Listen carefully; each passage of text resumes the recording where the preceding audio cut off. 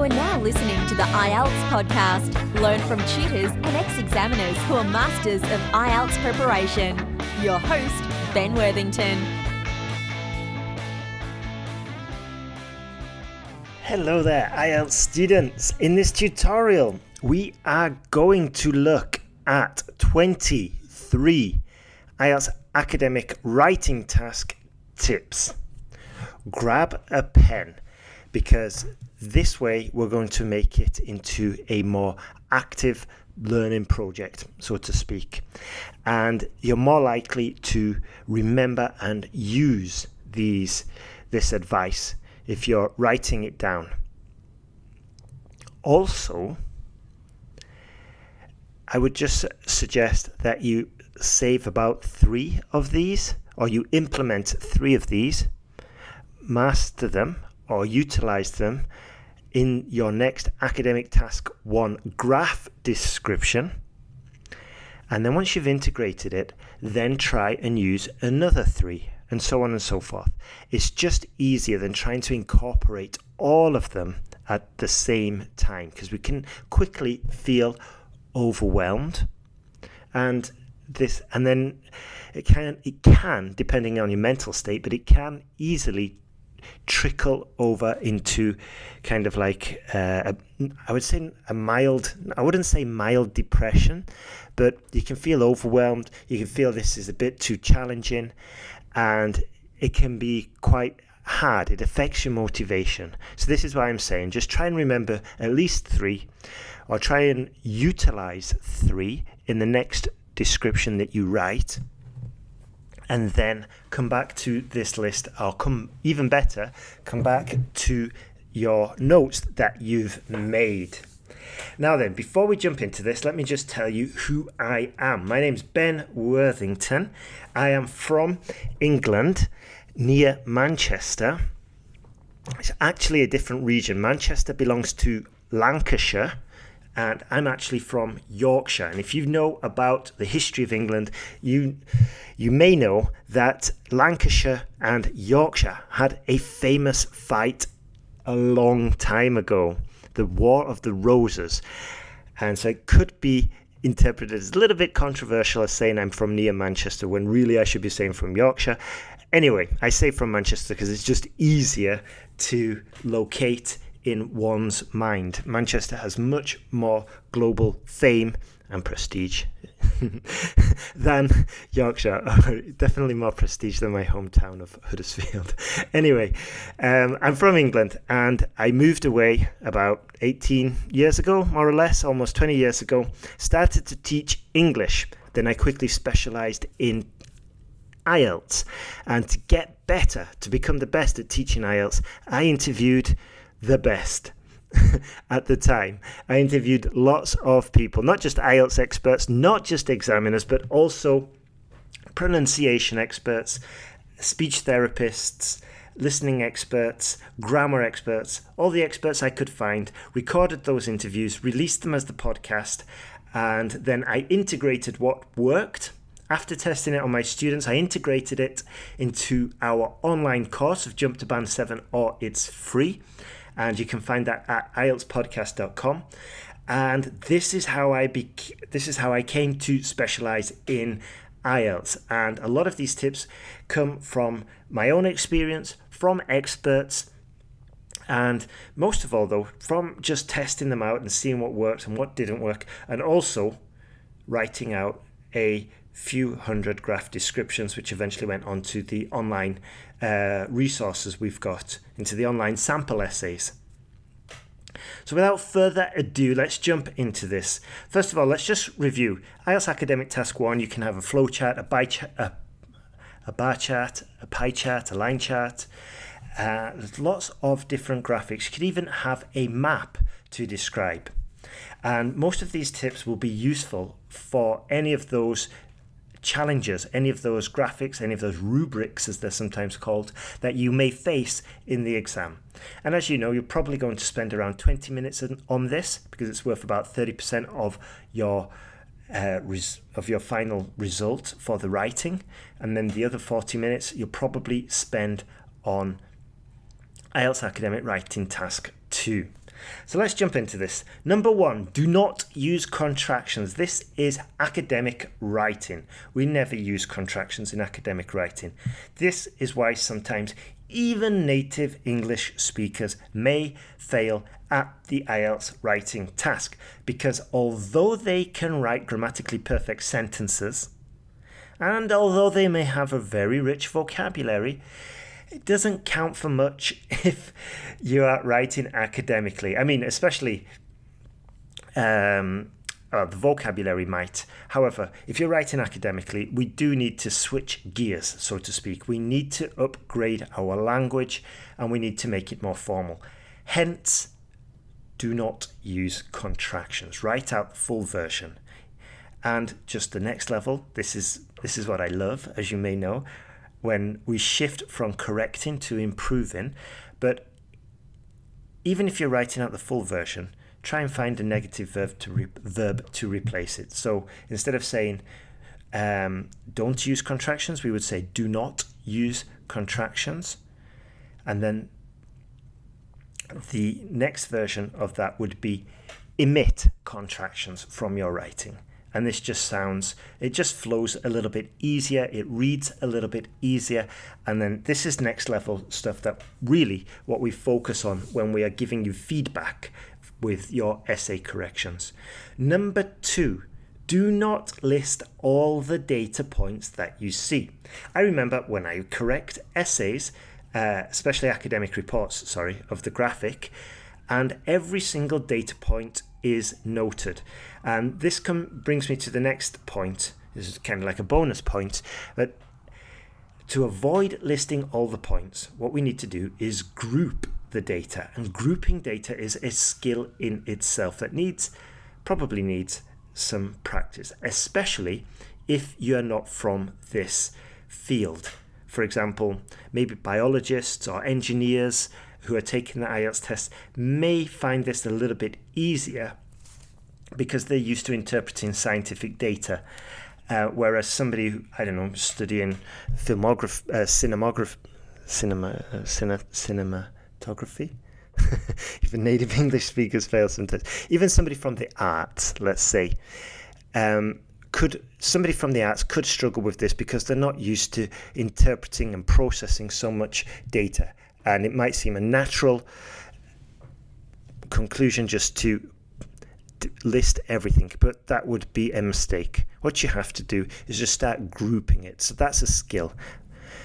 Number 3, organize it. Organize your writing. Take a few minutes out before you start and just interpret the graph. A good tip here is to maybe, when you're practicing, just to put the graph at arm's length away. So the details are too far away for you to notice, and then this way you can get an overall picture. And this is what we want to describe. This is what we want to communicate. A good way to think of this is imagine that the reader has not got access to the graphic, and therefore your writing has to give an overall picture.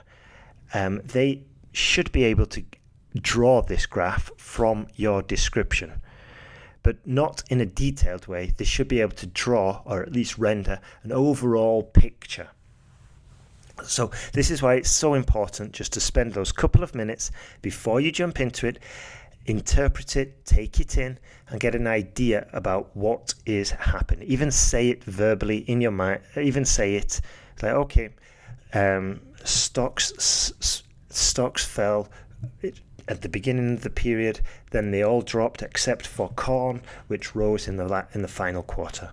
Just a very general overview. Number 4, which I sometimes see, and it's a little bit disappointing because this is what we were talking about before about the academic writing. Well, this is what I mentioned before with native English speakers, that they could be tempted to include their personal opinion. And we do not want the personal opinion in there because it's objective. We're just reporting the information that's in front of us, nothing more, nothing less. So a native English speaker might go into this overly confident, writing with contractions, and even including their personal opinion because they know the reason why. But if you are adding information, which is your opinion, a form of adding information would be your opinion, then you're making a mistake. So just avoid this. Number 5, use a variety of language. To take it to the next level, use the specific language. So if we're looking at a pie chart, you need to get a good grip of your fractions, a third, a half, a fifth, a tenth. If you're using dynamic charts, usually line charts, we're going to be using adverbs such as drastically. It rose, or it fell drastically, or it shot up amazingly. That might be a bit overuse, but we could say a neat plateau. We say it fell sharply. Also, if we're using bar charts, well, if we're using any chart, we could say double that of the previous quarter, or double that of the previous stock, or whatever the measurement is. So this fancy language, we've got whole tutorials about this.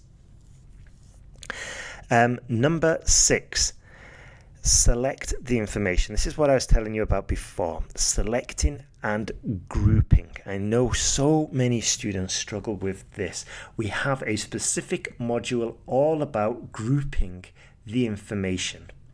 And I hate giving this kind of advice, but because it's so generic. However, the more you do it, the easier it gets, obviously. Shortcuts can be found in the way, what I said before, of like holding it out at a distance. However, if you've got a table of just numbers, then you do definitely need to perfect this skill of grouping. And as I said, in the Academic Task 1 course, we have a module all about this because we know it's a very common pain point. Next tip, superlatives. Superlatives are essential. You know, the most, the largest, the smallest. Not only will it help you get to grips with the actual criteria, not get to grips, not only will it help you fulfill the criteria of giving an overview, because an overview would include, obviously, the maximums and the minimums, but it's also going to help you with your grammatical range and accuracy score, because these are grammatical forms that the examiner is looking for in your writing. With the superlative, you need to really just dive in. Personally, I find doing translations from, for example, when I was learning superlatives in Spanish, I would just do it back and forth, translations from Spanish to English, English to Spanish, Spanish to English, back and forth, just entire lists. And I'm pretty certain you can find a list in your own language and then start translating it and then translating it back and just comparing. This is a great way, actually, just to improve your own language skills because you've got the answer right in front of you. It's not as if you were writing from your own mind, which is what we do usually when we're writing a report or an essay. And in that case, it's usually much more difficult to get feedback. Whereas if you're doing a translation, you've got a good chunk of you've got practically all the feedback there that you need. You've got the answers. That's the right word. Next one, use vocabulary that corresponds to the question. This kind of relates to what I was saying before, the suitable language. So fractions for pie charts, for map descriptions, we possibly need the compass points, the northernmost part, the southern part, or if you want to go into more detail, to the right of the building, to the left of the building, in the upper corner. This kind of vocabulary that corresponds to the question. Next one. When you have finished your writing, find the highest denomination currency or money that you have in your country and attach it to the paper. No, I'm just joking. Don't do that. Don't do that. Next one. I've also slightly mentioned this, touched on this before, but if we're going for a band 7 or higher, we want to use what we kind of advanced language that just adds a richness to our report and makes it slightly more interesting, adds a bit of colour. By this I mean we can use phrases like production almost tripled in the final quarter.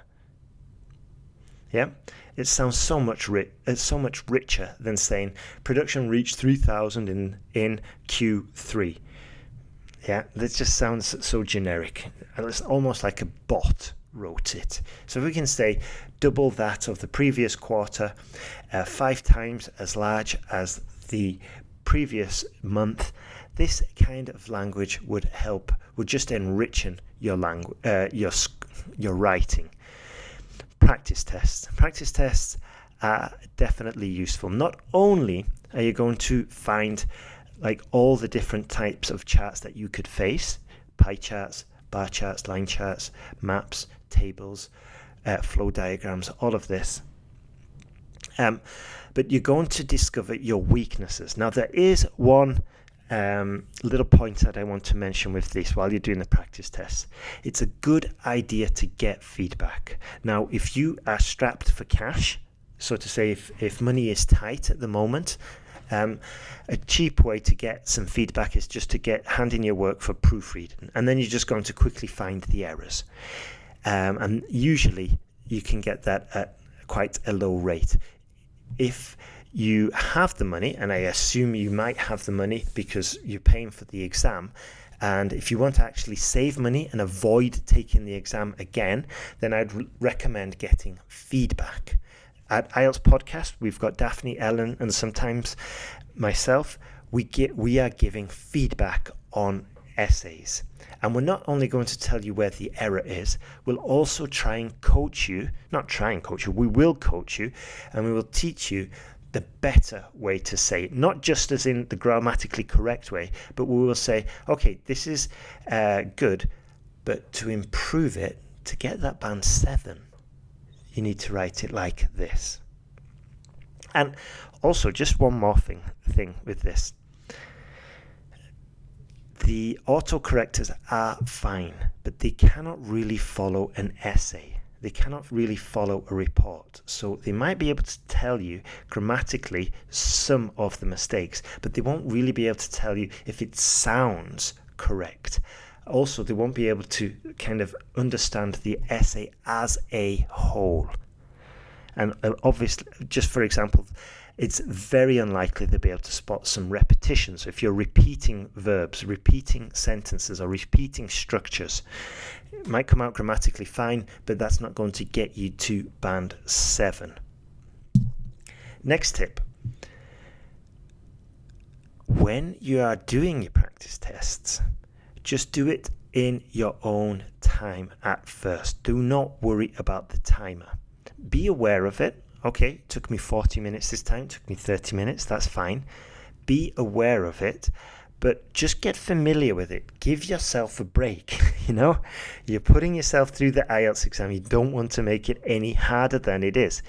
So start writing, especially the first ones you write. Just write them in your own time, in a leisurely fashion, and go for accuracy first. And then, as you get more comfortable with it, then start turning the screw, so to speak. Start turning the screw on yourself and making it a little bit harder. But there's no way, it's completely ludicrous to open up your IELTS book for the first time ever, or download some practice tests, and then, okay, I've got 20 minutes to write this. Let's see how fast I can do it. No, it's just going to be stressful. It's going to make it more difficult for yourself, and that's the last thing we want to do. Next tip, be aware of the units. This goes back to planning your writing. Are we talking about millions? Are we talking about thousands? Are we looking at decimal places or commas? Remember, I know in a lot of countries, sometimes you use a decimal place, a full stop or a dot, to signify thousands, whereas in English A dot is a decimal place. So there is a big difference between 100, for example, 100.000. In English, that's just 100. Whereas in Spanish and other countries, that is actually 100,000. So be very careful. This is an easy place, an easy way to lose points. Again, going back to the final point, going back to the overview, we want to get, when we're going back to the plan, we want to get a general feel, the trend, the overall idea. This is why holding the graph at a distance is going to help you. You're just going to get an overall feel. And you can do this with pie charts as well. For example, there's usually going to be a section that is bigger than the rest. That's the one we want to pay attention to. Likewise, there's going to be a section which is probably smaller, or a group of smaller sections. Again, we want to pay attention to those. This is what grouping the data means. Maybe there's not a majority part, but most likely in that case we could probably group one or two that are similar sized and group that into the majority if that is the case. So it just comes down to getting to grips with this and getting familiar with it. We want to be able to develop these grouping skills. We want to be able to develop these different grammatical structures and not just learn them, but learn them to a point of mastery so that in the exam they become automatic and natural in a way that we don't have to lose mental energy thinking about the grammatical structure. We want to learn it to a point it becomes natural so we can just write them and focus on the actual task. And then this is what basically comes down to focusing on the exam skills, because hopefully we've got our language skills up to such a level that they are becoming quick and automatic. I know it's easier said than done. In an ideal case, we've done so many tests and we've got so much feedback and we've improved so much that we've got our exam skills coming quickly and automatic and our language skills becoming quick and automatic as well. And when you reach this level, it's so much easier, obviously, and you've got so much more confidence, which acts like a turbo boost on your writing, speaking, whatever. And it just helps you boost your score and just gets you in a better frame of mind. So if you want to take your writing to the next level, have a look at the feedback we give. I've hidden the special offer on the essay corrections we are offering at the moment. What I've done is, what you have to do now is you sign up to IELTS Podcast, sign up to the email list, go to ieltspodcast.com/sign up, then immediately you will get this offer for a very specially priced essay correction offer. And then all you do is write the essay answer or the report answer that we send you via email. You buy the correction, you get onto the next stage, you get an email in your inbox with the question, you write it, you email it to us, and then usually within 24 hours we will send you your feedback. And we're not only going to point out the mistakes, we're going to give you some tuition and coaching to help you get to band 7. And this is usually the first step. This is usually what students do. They try our services. Usually they're quite pleased with them, and then they go on to join the online course, which includes the guarantee of jump to band 7, or it's free. And you're not only going to get to 7. If you're on a 7 already, we can usually, or often, we can get you to 7.5 or an 8. You know, if you're on a band 8 and you're really gunning for that band 9, send us an email along with your correction and we can help you and we can guide you. Okay, so tell us your situation as well and we can adapt our tuition for your needs. But at the end of the day, we are here to help you improve. That's it from me, and I wish you the best of luck with your IELTS preparation. You're not alone. We are here, and we're here to help you to eliminate confusion and help you to get to that Band 7 and get to the UK, or get your permanent residency in Australia, or get that settled status in the UK. We can help you. That's why we are here. All the best and keep on improving. Thank you very much.